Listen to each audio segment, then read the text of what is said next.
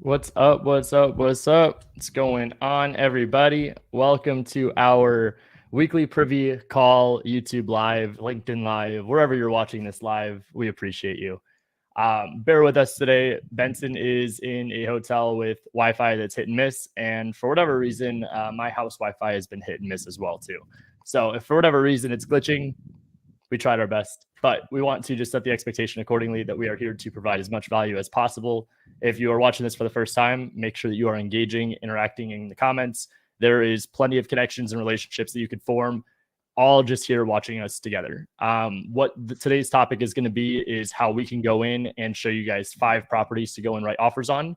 As you guys know, this is not a scripted show. We go on the fly. So if you guys have a specific market that you want us to dive into today live, we would love to know what market you want to see so we can go in there and show it to you guys and get those properties for you to go after ASAP. So with that said, Benson, how are you? You're in Houston? I'm in Houston. I'm down here for a mastermind event in Houston. This is actually my first time in Houston. Really? Yeah. I've got some family out in Houston. It's a little humid out in the summer, but temperature, it's pretty nice year round. Yeah. What's the temp right now? I've only been here for about 4 hours, but it's going to be I'll leave on Sunday. Okay. So I'm going to take in, some of the local eateries and probably won't get to do many, fun kind of Houston things because I'll be in a conference room the whole time, but that's okay. For sure. Well, I mean, the nice thing about Texas, I always found is the barbecue. So if you got some time to sneak away and get some food, it's definitely the vibe out in Texas. Well, Phoenix has got some pretty good barbecue, as I remember as well. Yeah, well, whatever. I'm biased, obviously, but what was that place we went to? We went out to Bobby Q's out Bobby there in Mesa. Q's. Love it. That place was amazing. We've got a bunch of comments popping in here, Benson. We've got Jacksonville, Florida. We've got Richmond, California, Johnson County, Kansas. Got Dallas, Memphis, North Carolina. I see Indy. I see Florida, Georgia. I see a lot of different options. Guys, just make sure to let us know. Comment below. We'll give you guys another like 20 seconds or so. Let us know what market you want to see us go in. We're identifying 5 properties for you guys to go and write an offer on in a short amount of time. So, yeah, some of the ones that jump out at me, I think Jacksonville would be a good one to look at. Mm-hmm. I'm looking at some of these ones and I'm thinking like some of them just I know wouldn't have good investor activity. For sure. I've seen a lot pop out in Florida or California. I know they are completely different sides of the country, but I would say one of those two, if you wanted to rock and roll, I've seen Orlando, Tampa, and Jacksonville. And then there's let's look at Tampa. Yeah. Let's do it. Well, actually, no, we got Jacksonville or Tampa. And then let's zero in on a high investor activity area in California. So we'll drill down. We'll let the data lead us. Okay. So let me go ahead and share my screen. What's going on, everybody? Beautiful. Thanks for being here. Okay. So here we are. We are at the home screen for Privy. Let me go ahead and flip this. There we go. Okay. So we are on the home screen up here in the top left. Benson, you said we're going to start in Tampa? Yeah, let's do that Tampa one for MJ there. So I just clicked on Tampa, top left. Now here I am. I see this little pocket. Benson, do I want to filter out other areas or how do I want to do this? Yeah, you go ahead and include surrounding areas in the filter there. And then you're going to go to the top there and click fix and flip. And then that, you guys, is going to give us an idea of like where the hot pockets are. Where are the sub markets that you should be considering? Because someone could say just do Tampa and you're like, okay, well, what does that mean, right? So this is really like real estate's a neighborhood-based business. Like when we're talking about comping, we're talking about within a half a mile or closer. So you really need to think about, okay, we're talking about specific neighborhoods. You can cross one road and it can be a completely different market than the other side of the road. So you got to think about that when you're targeting areas. So that's also goes to where you want to choose those hot areas. So, there's a little pocket there right over Tampa. If you were to, drill down on one of those areas like the 116 there. Absolutely. And so Benson, just to recap too. So if I'm trying to do some like market research, because I have a lot of people in agent investors that are looking at different markets and stuff, and they keep asking the question of what exactly is market research? Like if I'm an investor that's brand new and I don't necessarily know what I don't know, is market research what we're doing right now? It's certainly part of it. People need to figure out where they need to do market research first, right? So like you're going to do market research in an area where there's high level investor activity. So this is where you would drill down. So you'd go down into that 116 area, or maybe you would look at, Clearwater, there's a 153, or even up above, there's another area. But so you're just going to click those and you're going to zoom in, and this is going to be how you do that market research. How do you learn what a deal is? How do you figure out, what percentage of ARV buyers are Mhm. buying at? And For then, sure. what are they buying properties for? What's like the price range? What are they selling them for? Who are those people? Who are the buyers that are doing that? Who are the agents that are representing those buyers? Hmm. Absolutely. And I think it's super important too, just to touch on that, like what you're talking about is finding buyers. So a lot of times, like what we don't know in the market is what Benson keeps saying is investor activity. What that means is how many deals are investors going in, purchasing, fix and flipping, buy and holding, whatever their exit strategy is there a lot of transactions taking place? A lot of times, for those of you that are in smaller markets where maybe the population's less than, let's just even say 50,000, or there's less than 100 transactions going on in a month. Those are markets where I'm not saying it's impossible. We don't want to instill any limiting beliefs. It's just you have to understand those are harder markets because you don't have as much action. So, on the contrary, if you might have the limiting belief that, oh my gosh, is no way possible. Can I do Tampa? Can I do Jacksonville? Can I do Phoenix or California or any of these markets? There's too much competition. We want to challenge you to change your mindset to think there's too much opportunity for me to not go after this. So Yep. the reason we go through surrounding areas, we want to show you the bigger picture, not just Tampa. Can we see the surrounding areas are popping? What we were able to see is 116. We zoom in. I will tell you, if I was at this position, brand new in the market, I'm like, oh my gosh, this is a little overwhelming. I see all of these different bubbles now. What I want you to see is opportunity and think, can I get one? If I'm looking for one, and we're going to identify 5 for you guys today, what we're trying to do is show you, look at all of the opportunity. Now let's go in and look at the data. If you can have a buyer lined up, ready to go when you're submitting offers, it gives you the credibility and, more importantly, the confidence to be able to go and do this at a very, very, very high level. You can't go in and get properties under contract and then try to find the buyer afterwards, because what's the solution that ends up happening if you can't sell the deal? You're either asking for a price reduction, meaning you're not honoring your word. And we ask for price reductions too, but if you're going in and you're competing against multiple people and you lock up a property, you don't want to back out because price was too high, and you don't want to go and ask for a price reduction. Both of those actions can be detrimental to your reputation that you're trying to establish with agents. And more importantly, you don't want to mess with a seller situation. So if we have buyers lined up with intention, we're going in and building the buyers first, identifying the properties with that buyer in mind, and then submitting offers from there. There's one other option there too, you guys. Don't forget, you can always request an extension Correct. on the inspection period. You may be able to buy yourself another couple days. You don't literally have to pay it, but if you've got a good reason why you need some time, sometimes that'll give you just enough time to maybe get that buyer through there who's, was traveling, or maybe was just finishing For up a sure. project or needed some bandwidth back. Yeah, And then always too, the other option is canceling, right? So, you don't want to do that either if you don't have to. for But I sure. want And to, I think I want that's to kind of in the piggyback. middle piece there, Benson. Like the piece of going in and asking for an extension, that's better than asking, in my opinion, for the price reduction or canceling. I think Yeah. that if you can ask for an extension, we just did that on a Tennessee deal. We got an extension from a 21-day inspection period to a 30-day. Those kind of things happen. I think that there's a lot of opportunity. The most important thing, I think the words intention and opportunity. Know the Yeah. opportunities are there, but be intentional about the properties you're writing contracts on, and be intentional about the buyers you're building relationships with. I see MJ's comment here too. This is awesome. He said he already found 5 buyers from Privy so far in Tampa. So Nice. sounds to me like he's rocking and rolling. He's using the system. If Yep. you have a deal that you're trying to get a buyer for, obviously use Privy to look in that specific area. Now, if you're looking as a whole of just Tampa, you're going to see that 116 pops back up.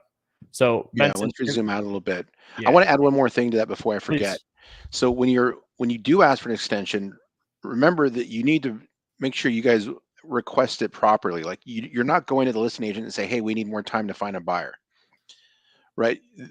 This time period is for due diligence and for inspection. So when you request that, you have to be very conscious about what the wording is. Like, we need more time to inspect the property properly, like whatever it is. But it isn't, oh, I need more marketing time, right? They're gonna be like, what do you mean marketing? What does that mean? So be careful with that. The other thing I want to mention too is that when we were talking about competition, competition might as well just mean comps, right? Like Mhm. without competition, you have no comparables that you can use to prove value.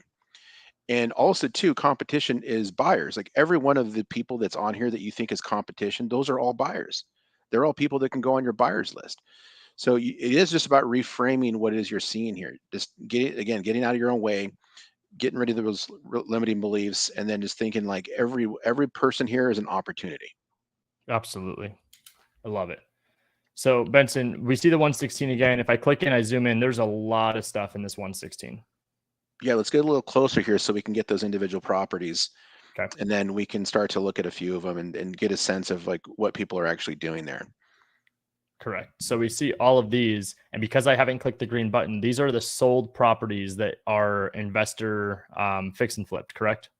Yep, these are all fix and flips. They were all purchased, fixed up, and sold, and they were acquired lower than 75% of the So ARV. So they went up in value at least 25% from where they bought them.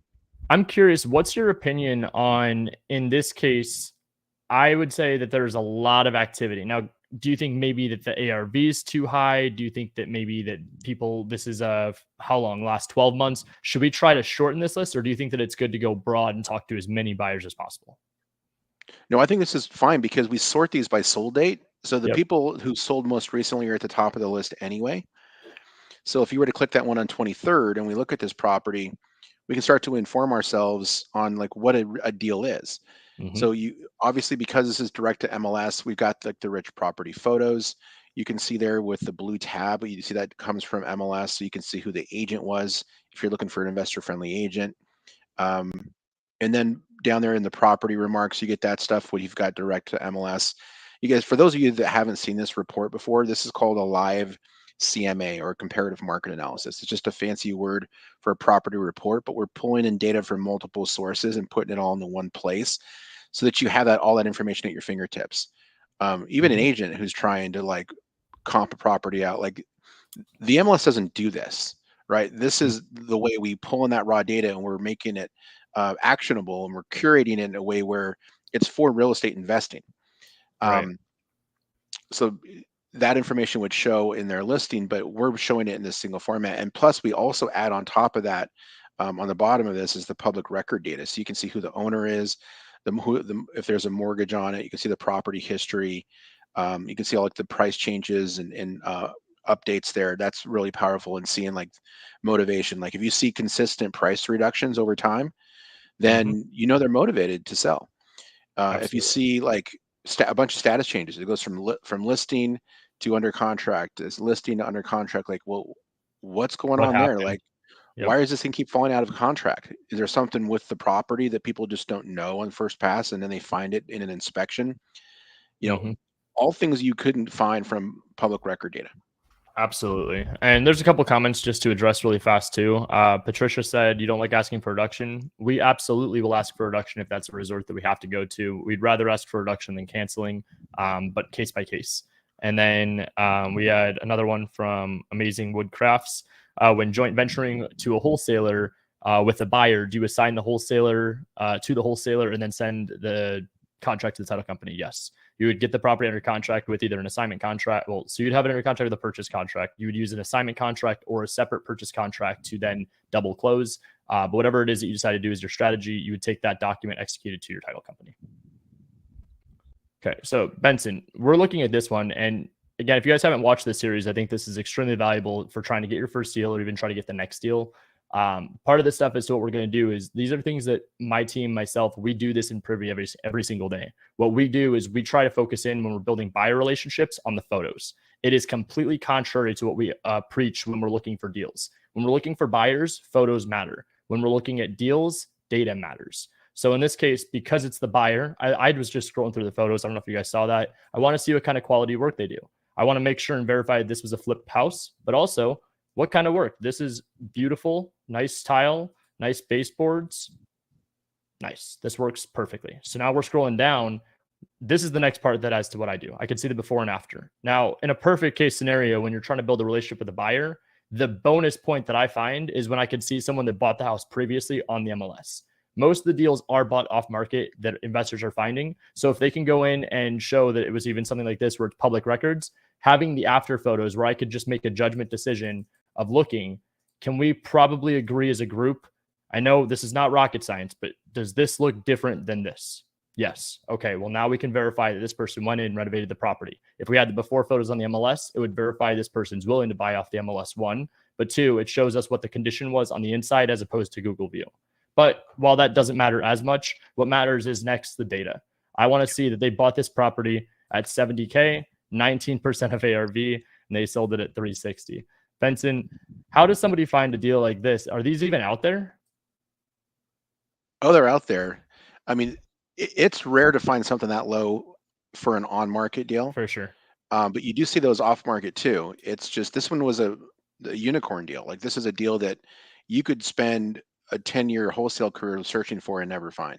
For sure. And I think that it's really important just to address that because we don't want to get up here and feel like we're just blowing smoke up your dress. Like that's not what this is. We're trying to show you guys that this one was acquired off market, direct to seller. That's where a lot of the bigger spreads occur. What we're looking for, though, is that as an investor, what I always say is the hardest part is to find the deal. So if they're trying to find the next deal and we have a potential property to sell, that's where we're going in and trying to build the relationship with the buyer first, saying we can be your bird dog. I will go and I will find these opportunities and bring them to you. You get first looks. Can you give me a number that you could commit to on these deals? So in this case, this is a relationship we'd want to call and build the relationship with the buyer. Now, in this case too, Benson, trying to find as many opportunities to go and acquire as possible. I don't really want to skip a step and not have a buyer in place. But what do you think is going to be the most valuable for people? Do you think we should try to call a buyer, get one under our belt, and then jump into acquiring deals? Or do you think we jump into another market where we have buyers lined up already and go and acquire? What do you recommend? Let's look at another couple houses and see if we can't find a Okay. buyer who buys from the MLS. Okay. Because if you're using a strategy where you're targeting on-market properties, it is helpful to know who those buyers are that will buy from the MLS. So we can go through this list real quickly. Just click and just go to the before and after. Like, so that this is an on-market deal, right? You can see the before there. Sometimes it still will show the street view or like one photo, but the real determiner here is if you're in a direct MLS area, the MLS ID will be below where the photos are at on the left. So see how that has that right below those photos on the acquisition on the left-hand side? That's when you know it was an on-market deal. Okay. So now this one being on market, I do think it's a little bit of a unique one because it clearly looks like this is vacant from these photos in the after. So did they come in and deal with tenants? Did they come in and not renovate it? Because I don't see much upgrade done. Let's now unpack a little bit. So we can see they sold this at 245. What did they buy it at? They bought it. It's up there. It's the light gray underneath the photo 170. there. So they bought it for 170 and sold for 245. That's not a bad turnaround for someone that didn't do any work to the property. I mean, it looks like they probably painted the exterior. If that's not just my eyes messing with me. Looks like it might be more of a light blue. Looks like it's a newer roof. This is a light reno. Yeah. New roof. Yeah, it's a lighter blue. So they did exterior paint. They might have put a new roof, but as for interior, it looks like they just got rid of the tenants. It might be some new stainless steel appliances or used ones, but this is a perfect opportunity for us to go and build a relationship where I would say my first thought actually wasn't necessarily even fix and flip. To me, this just strikes me as what I would classify as just an overall investor. I would say this person, if anything, has more likely of a chance of being a buy and hold investor because based on what they bought the property in the condition, this was something that they either kept as a rental. I don't see the reno being something that would have taken them 290 days to do. I think that they ended up cash flowing, had the tenants in there. They got the tenants out. They put a little bit of light rehab into it, turned around and sold it. So how much money they made, we don't know. This is obviously showing that they bought it at 69% of ARV. That 75K is not all net profit. That's the difference in what they bought it and sold it at. And that obviously doesn't cost for holding costs. That doesn't cost their reno. That doesn't have anything factored in as to what would be an expense for them. Realtor fees. So there's a lot of stuff here to unpack. But what's nice about this is that if we can identify that they bought on market, that means that as what I classify as just a normal investor, they are willing to purchase from on market. A lot of people, again, have limiting beliefs that there is no deals on the MLS and buyers don't buy on the MLS. One, here's the deal. Two, here's the same buyer. So Benson, we've got a buyer here. I think it'd be even good if hypothetically we just said we called because I know we want to be as efficient as possible. We've got like 30, 40 minutes. Should we just go and identify 5 properties and say, based off of this criteria, this is what we would go for, and then go and help them find some buyers and JV deals. We have a lot of people in the comments here saying that they're in the Tampa market. Yeah, let's find a couple deals. Okay. Make sure you collab too. Looks like Mason Jacobs in the comments. He is in Tampa, so make sure to hit him up as well. So Benson, I'm right here. This one highlighted. It looks like it's this pocket right here. It's a good area. Now, if I click this green button, is this going to filter out based off of this criteria right here? It will, yeah. So what that find button does is it takes all of those closed properties that were flipped recently, and it uses those as a model for what a successful deal looks like, and then it reverse engineers it. So it'll look for properties that are in that area that you can get lower than 75%. But based off of some initial research, I'm thinking we probably want to lower that to like 60%, I agree with and you. then see what we can come up with. So Okay. let's go ahead and click that one button. The green button, or should I filter out first? The green button first. And that runs it, and then we're just going to lower it from 75 to 60. So now we lower this thing down to 60. And Benson, I think that this is kind of the highlight of today's topic, being the shocking deals, is that we could lower the percentage down to something as extreme as 60. And what this system is doing is basically saying anything that is at 60% of ARV or lower, here is all of the availability and active listings right in front of you, correct? Yeah, that's the ceiling. So if there's something at 40%, it'll catch in that net. Let's So put a price ceiling too in there. Let's say that we talked to a buyer and they said that they didn't want to go over 350. Okay. Let's just So pick a number. 350,000. And so what we're doing is 350,000, ARV at 60%, fix and flip, Tampa surrounding areas. Is there anything else that I should add in if I was someone trying to get like a little specific? Like, do I want to click any of these buttons, or should I just click run search and kind of jump in? Well, the use case that would be used if you were going to do that is you talk to a buyer and they told you that they wanted something specific. So if they wanted a specific, square feet, like we only want 1,000 square foot plus, or we are going to keep these as rentals, so we need a 3.2 that Right. was built after 1950. Like sometimes their buy box is so Very specific, particular. Yep. then you can go and replicate that, especially if it's a hedge fund. But most of the time, the average buyer is like, just bring me anything that's a deal. So, high level stuff like price ceiling is probably as far as you need to go. And I it'll agree. catch some stuff that might work for that buyer, but also somebody else. So I like a wider net. I agree. 350,000, ARV 60%, fix and flip. Let's run that search.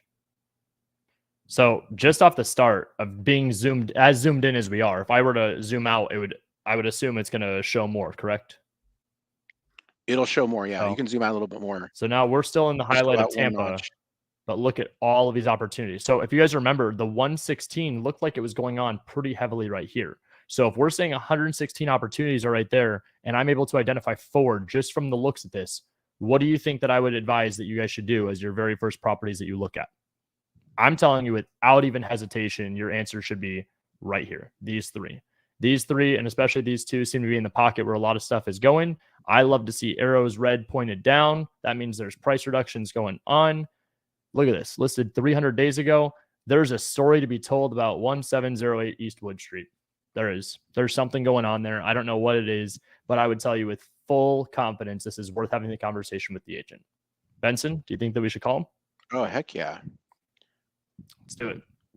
So yeah, what is going on with that thing? Look at the price, or the go to the public record section and then look at the property history.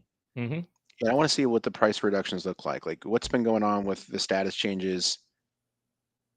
Yeah. So it looks like this thing was listed.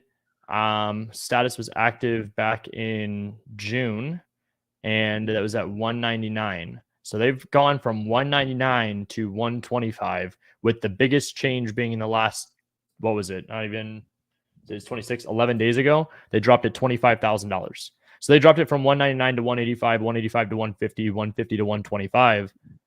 I would say with some full confidence here again that this seems to be like something where there's motivation.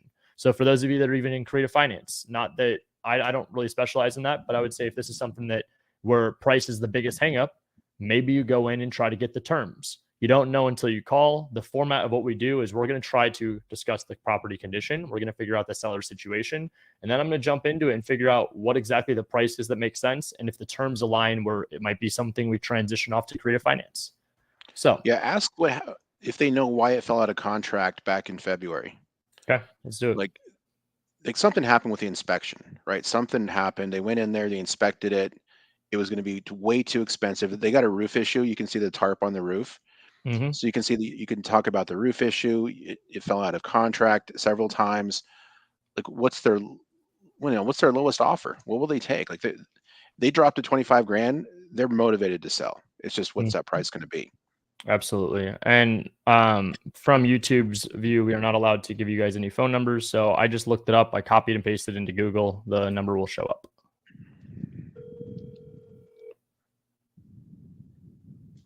Let's do like an over under for answers.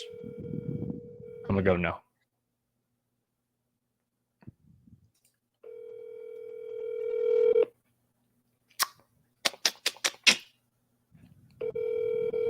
Just a PSA for those of you that are licensed agents that are watching this.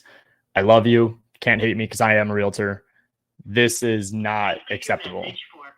This is what the issue is with the industry. We are labeled as a professional. If you have a property to sell, I understand obviously there's specific situations and variables that go into it. But at the end of the day, you're doing a client a disservice. Your fiduciary is to best represent them. I understand we're all busy. What I would just say here is obviously we don't know the full situation. He might be out on showings. He might be dealing with something personal. But at the end of the day, too, what we need to have is quick response. So even if it's not something you're able to commit to, you need an assistant. You need someone on your team. You need a virtual assistant. You need a Google Voice number or some kind of automation. I mean, come on, it's 2023. AI is like all over the place. We can very easily get some kind of automation that when someone calls, it's like a ringless voicemail system where it sends a text right away. It's not the best option, but what we need to do here as traditional real estate agents is we need to answer our phones. In this case, too, we have $25,000 price reductions happening, 11 days ago, but he didn't answer the phone. What do you think that most investor and most even traditional agents that represent a buyer, what do you think that their like angle is going to be when you call them back? They're going to feel as if they have the leverage. They're not going to know what property you're talking about. They're going to be in more like they will have the leverage in the conversation. So for him not answering the phone, he's willing to potentially leave even more money on the table because the next time they call, the offer might not have been as high as it was willing to be today. So that is the lesson that I would say in this specific case. All that said, I would still go after this property. The minute they respond, just know that you have the leverage. This property condition isn't bad. What we'd want to do next is probably look at the comparables. This is actually Wait, did you say this isn't bad? This is terrible. This the is straight face. Looking at the last photo, I'm like, never mind. I'm sorry. No, this is bad roof. This is bad interior. This is just about as bad as it gets. From the front was good. The back is not.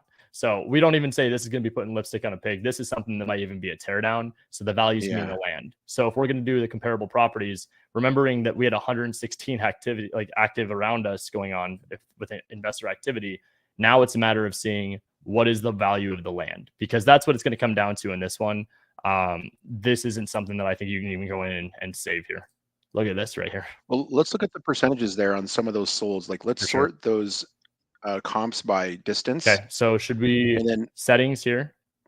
No. Just it's already there. Just go into distance and below and click the title there. There you go. Okay. So and that'll sort by closest to furthest. Perfect. And then we can see that there's 3 fix and flips that are pretty close, right? And that one's under contract for is that 339? This one right here, 339. Yep. And that was only 11 days on market. So that is going to be almost at asking price. Correct. So I would even say, if anything, because days on market are accruing even when under contract, this one, if it got multiple offers day one, it has a high possibility of even being above that list price. So at 339.9 being just like a baseline to go off of, that's actually a pretty big win for us. I mean, granted, we've got to factor in the teardown of this property, but if there's any way possible to save this, we know properties can sell around the 340, 350 range. Yep. Okay, so this one, Benson, what would be the next step? I'm seeing under contract with this one too, 339. We don't have it as a sold comp. So what would you say would be next? I see this one looks like it's active. I see a couple sold. What would be your next recommendation? Well, you can, because it's a teardown, it doesn't matter how new the property is or isn't when we look at comps. Yep. I was talking with Chris Jefferson last night, and he says that if you can get a property at like 10% of the ARV, 10 to 15% of the ARV. Yep. For the land, like that's a good acquisition price for land, 10 to 15%. And then you can wholesale it for 15 to 20% to the end buyer. For sure. And I just to be honest, when it comes to land, this is something that I probably would have brushed over pretty quickly because I would see the value after going through the photos, being that it's just the land. With it being just again out of my lane, similar to creative finance, I do a lot of JVs with people that do creative finance. I do a lot of JVs with people that do land, but I stay in my lane, which is just having the conversation, the acquisition side. So the land part, I'm not sure if this one we could sell at 20% of the ARV. I don't know what land sells or trades for out here, but I do think what you said about the offer being at 10%, I think that is spot on. I see MJ has it in his list that he was going to offer 100. I don't think you're going to sell this thing at 100, dude. I don't think that you're going to be able to sell this thing only because if the value is in the land, if we were to offer 10% of ARV, which we can justify as 340, that means that you're offering $34,000, meaning you could probably sell it. I agree with Benson, 15% all day. But if you're at 340 times by 15%, that means you sell it at $51,000. So getting under a contract at 34 to sell at 50, that's not a bad payday. The hardest obstacle is that you basically need this 100K off of its price of where it's at. Yeah. So that's why this one hasn't sold. That's why they're doing big price reductions. This condition is going to justify someone coming in and doing a low ball. And also, not that this condition is going to look any better with nicer photos, but this just doesn't show well. So it's a big house, but the value isn't in the house, value is in the land. The only other thing I'd make a note of is that, Benson, if I wanted to see how big the lot was, it's just right here. It's down there. It's about 7,000 square feet. 7836. And the comp is only 5,000. So this is a larger lot than the one that sold for 340. For sure. And at this point too, I would say we can go look at the photos. I don't think that would hurt us of this one, because this is probably going to be, it says 1982. Okay. Wow. I thought that they would have torn this down, rebuilt it. But if they took this thing down to the studs and they were able to turn it into this, it gives hope for the other property that we're looking at. I just don't know how much promise I can say with the utilities being all functional and everything based on the condition that it looked like.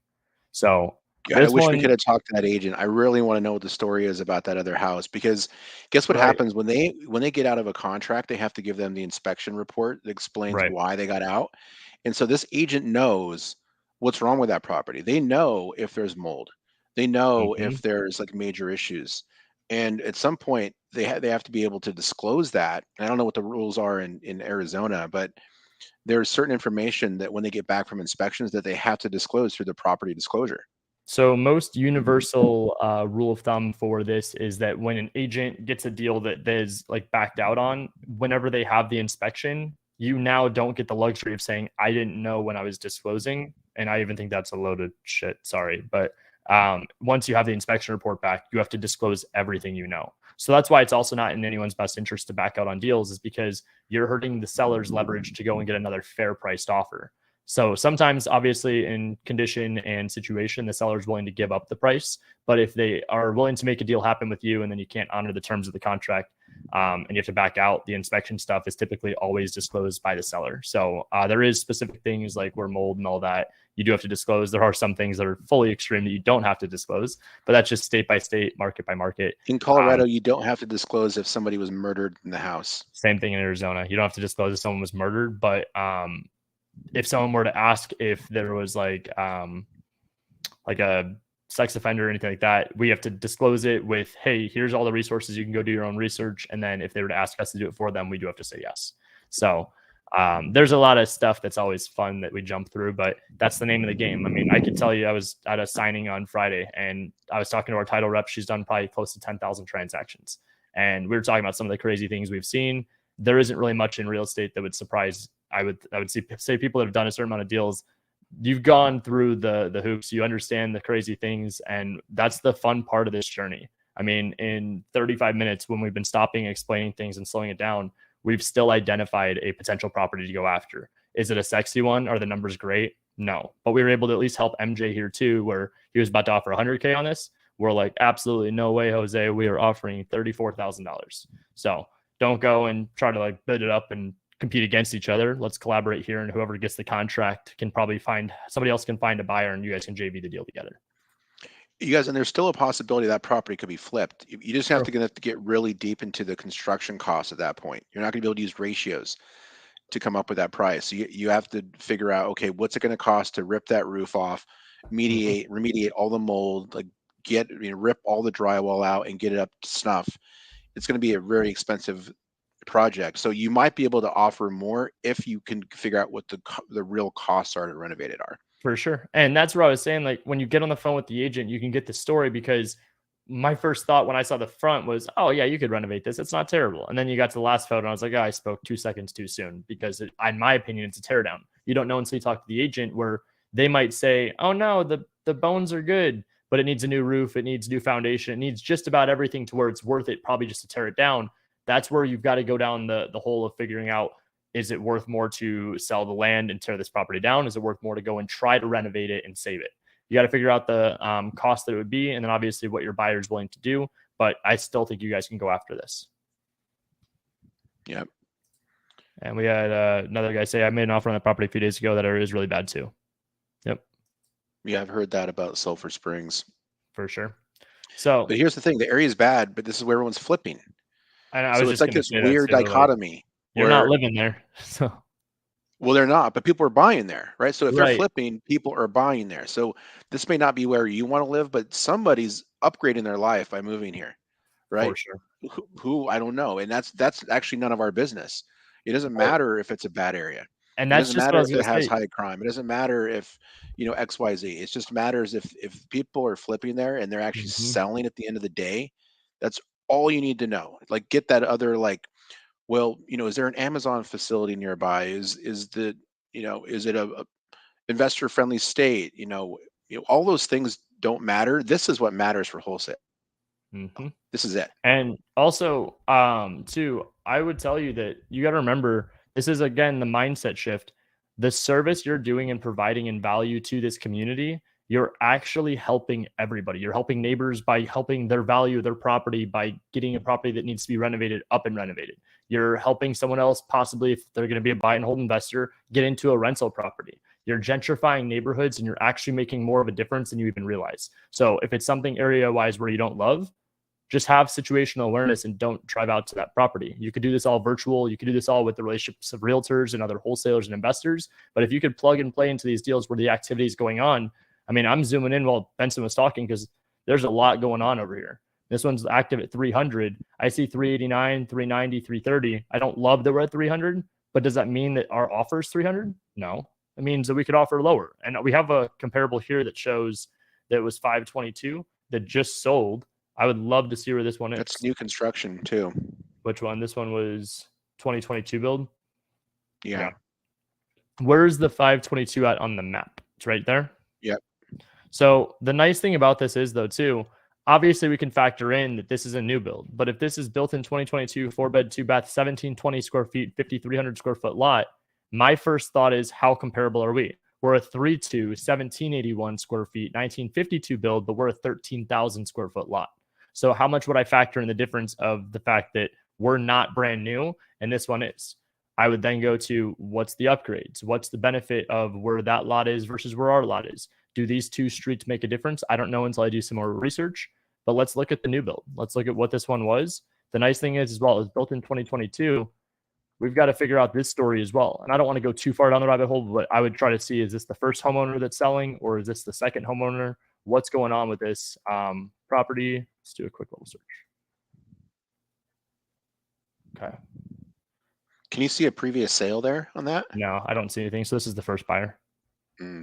So that's cool. I mean, that actually helps out, but now they're selling it. Why? Is it the location? Is it something that might have that happen? Regardless of that, they sold it at 522. So they sold it at Benson, 57% of ARV is what it's saying here. What is that referring to with the 522 price? 300 is 57% of 522. And because we filtered it out by 60% or lower, we're essentially saying that our ARV is close to this 522. Assuming that was a fix and flip, right? Correct. But we know it's newer construction, so that's not real ARV. So if I were to go to this one, then I think this is probably a little bit better of a comp, where I could say this one sold December, but 390, 43, 1773 square feet, 5,300 square foot lot, 1965 build. That's the true ARV of this house. Correct. And the reason being is because of the year built. even though this looks like it was a full-on remodel interior, this kind of even looks like a new build. So Oh, I'd rather live there than the one that was built in I 22. agree. I actually like the finishes. I like I love blue, but I love how this looks. This is beautiful. So Yeah, it's slick. They did a good job on it. So let's say the ARV is 390. Where would we need to be on the offer to make the numbers work? Would we say so 60%? yeah, I think that that's just a safe number to go off of. 60%, 234. But here's the thing though. I mean, how many of these offers are we going in and submitting that are $100,000 less than where they're listed? The answer is a lot. So in this case, if we're listed at 300 and I'm talking like 234 price tag, that's 60% of the ARV. If I want to go like on a technical, like let's break this thing down seriously, I'll do our strategy of 0.93 minus by we're 1781 square feet times that by where are we at? We're in Florida. Call it $50 square foot. That's probably even a little bit lower depending on what kind of finishes. We're at 90. So 390 times 0.93 minus 90,000 in reno minus 10% of ARV for profit, which would be 390, call it 400. That's 40K. So minus 40,000 in profit. You're at 232,700 end price. So it's almost exactly the same. Almost exactly the same. 232,700 is the number we got. 234 is 60% of ARV. In this case, I would say the offer I would submit would be probably 225. There you go. Do you want to call him? Let's do it. Keller Williams Realty, New Tampa, Alexis Scott. What's the DOM? I can't see it on my screen. 56 days ago. 56 days. Okay. Alexis Scott. We're going to do a deal. Let's buy some properties. So all I'm doing now is I went to Google. I typed in her name and what brokerage she's with. It's going to pop up. And then we're going to give her a shout.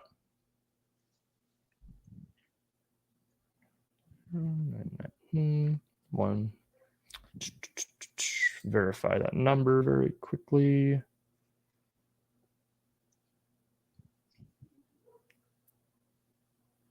Doesn't show her cell on there, but we'll just go for it.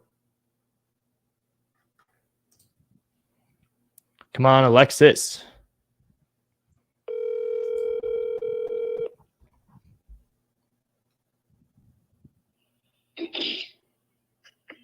Alexis Scott. Hey, Alexis. My name is Ryan. I'm an investor. I'm based out in Arizona, but I'm calling about a property you've got listed that I'm interested in. It's the one on Clifton Street. Yeah, it's not going to work if you're coming in at a low. Anything below 50,000, it's not gonna work with. Off that list price. Mm-hmm. Gotcha. Well, I mean, I appreciate the transparency, and I can shoot straight to. I don't want to waste your time. It sounds like you're busy. We are running our numbers, kind of thinking I could sell it around like that 390-ish range based on just the comp right around the corner. Kind of ran my numbers, and based off of just $50 square foot of the house comes out to about like 90K in reno. Just kind of going through the photos and some experience with flips out in Arizona, I would say that's about accurate. I might be able to pinch off a little bit, call it like 75, 80K in reno, but the highest I could probably offer on it would be like 230-ish. We were initially like 225. I know that's probably a little too insulting, might not work for them, but more than happy to send over any breakdown of how we got that. I just want you to obviously have our offer in your back pocket. So if the seller does come to that point where they're ready to accept something, we could work something out. Yeah, no, we're negotiating an offer currently as we speak on a flip. Sure. So sure. It's higher than that, but gotcha. You can send it over, and you can send it over. There is like 10 offers around that same price range. Sure, for sure. Well, let me ask you this, Alexis. It sounds like the price for the seller is pretty important to them. This one might not work out, and I don't want our like relationship to start off on like a bad foot. Is there anything at the moment that you have that's like another potential opportunity to flip, or something that's popping up that you might have as like a pocket listing, or someone else that you know that we could submit an offer on and have you represent us? No. So the way I do it is if I have something and you guys go ahead and put an offer in on it, and then we do business and it does really smoothly, then whenever I get pocket listings or any type of listings that are coming up, you guys will be the first to know. but I normally keep it within the team because I've done business within my team. For sure. And I mean, I understand that. I think that having that proof of concept and that like trust with that person, I mean, it's the relationship piece. That's obviously what I want to form, and I want to lead with value. So I don't mind if it takes us kind of just waiting on the sideline until that opportunity comes. But also too, I want to show you that we're pretty aggressive. We're calling from Arizona because I'm trying to get some deals. And obviously the market changed pretty much throughout the entire country, but we're just a little overinflated in Arizona. So we've got some projects going in Tennessee and in Atlanta at the moment. And then we've done a couple deals in the last month in Jacksonville. But what we're trying to do is kind of go a little bit more south towards the Tampa area. We have a lot of relationships and the crew ready to go. So we're trying to be like that, like go-to resource for anything for deals. We don't have a realtor that we're working with either out there at the moment. So if there's a way we could kind of like solidify a relationship with you, I don't want to waste your time. I'm very, very, very to the point. But if there's a way that we could work something out, I would love to have you possibly represent us on some deals. And more importantly, obviously, if we can provide value and get on that list with you. Okay. Yeah, that sounds good. I will definitely, if you can send me an email Sure. with your information, I'll add it over to the rest of them. And from there, I'll just look at everything. And then, for sure. Yeah. And Alexis, just one last question. Have you guys been pitched like anything creative on this one yet? Yes, many times. Gotcha. And I'm assuming that probably just not interested because they're trying to cash out. Yes. Gotcha. All right. Well, thank you so much for your time. I'll send you over an email. If there's anything else you need from me, just let me know. Thank you. Thanks. So Nice, man. I like those agents, just straight shooters. Yeah, she got it. And you can tell this isn't her first rodeo. She's done investment deals before. She's got the offers. That was great. And you know what's going to happen? That deal they're negotiating is not going to work, and they're going to end up having to take one of the offers that's right around. I was just going to say, I didn't want to say that, but if you guys notice too, the minute she's like, if it's anything under 50, here's the thing, guys. What just happened on the phone that I don't know if we're going to just brush over or not. She very quickly went from 300 to 250 with no hesitation. Oh yeah. So what I did from there was flip it and say, hey, just to be very transparent, $50 a square foot comes out to $90K. Through my experience, this right here is probably going to need around $90K. I'm not selling this pink tile bathroom with a chair in it. No, this is not going to happen. So 90 is about right. I told her we could probably like skimp it, do 75, 80K in reno, but still the most we could offer is around 230. So we're 20K off on price right now. I asked about terms very last because I knew that wasn't going to be something they were interested in. But just so you guys know, what I was doing there was planting a seed so that when it comes time of making the decision, one, I'm going to stand out from the rest. And two, there was another piece that I'm going to share with you guys that is a huge nugget that I hope you guys are able to take away from. But also, two, don't overdo this. This is like a very strategic process. If you can get them to be a part of your operation, whether it's a partnership, an agreement, some kind of mutual agreement between you two, she just said she has 10 other offers that are around that same price. What do you think should cross your mind when you are hearing that there's 10 other people that are doing exactly what I'm doing? Am I going to get scared and up my offer to try to get that and beat them out? No. I'm a deal finder. I'm going to go and find these deals. The deals are what they are. So if I can give them the number that I could commit to, how do I get those other 10 people's contact? You teach the agent what your process is. You show them how to go in and how to wholesale, what creative finance looks like. A lot of times people are trying to put a bottleneck in the process so the realtor never learns your secret sauce. Reality check, there is no such thing as a secret sauce. So what we're doing here is providing value. Everything I'm doing and what I was trying to do in that conversation was leading with value. So if I can tell her what my goal is and what I'm trying to accomplish, the next thing that I would want to do is make sure I'm educating her along the way. Because if it's just a win where I'm making 50, 60, 70K and she's walking away 3%, the only way that's okay as a situation is if she's okay with it. If she's not, which if I was in her shoes, I wouldn't be, you better be ready to start paying off 30, 40, 50% of your deals. But if that's a deal you wouldn't have had without them, lose the ego. Understand that if there's a 30K pop, a 20K pop, and you could give them 10 and you 10, as long as they're not making more through commission as well, figure out what the numbers are after the deals are done. You can make it make sense and be fair. Just lead with value. Everything about that call was perfect. That was also, again, my preference as to who I work with realtors. Straight shoot. Let's go ahead. Let's be transparent. Let's get this deal done. There's one other thing about the numbers on this deal that we didn't talk about, and that's the commission for the buyer's agent. Yep. That's another $9,000 swing in your direction. We were 20 grand apart. Really, it was only 11. Mm-hmm. Absolutely. So Absolutely. so you coming in unrepresented, you could be like, I don't have an agent, right? That's $9,000 back to the seller. Yep. We're only part 11 grand now. And that was one thing that I probably should have even said a little bit more emphasis on was, hey, would you be willing to represent us in the transaction? I didn't get to that because she was so straightforward about pricing. But another option, and I kind of touched on it briefly, was saying, look, we don't have a relationship with a realtor out there. So if it's something where you could bring us opportunities, she went from, it's closed off with people I've done deals with to, well, I guess I'll give you a chance. And here's how you get on the list. Just send me an email. Well, you That's know what it turned how into. she got there is because you proved your value by explaining all of the things that you're already doing. I did a deal in Mhm. Tennessee, I did a deal here and there, and Yep, she immediately realized that you weren't someone who was this wasn't your first rodeo either, right? for So you sure. built yourself up, you created value there. So now she's like, okay, yeah, well, I'll put you on the list.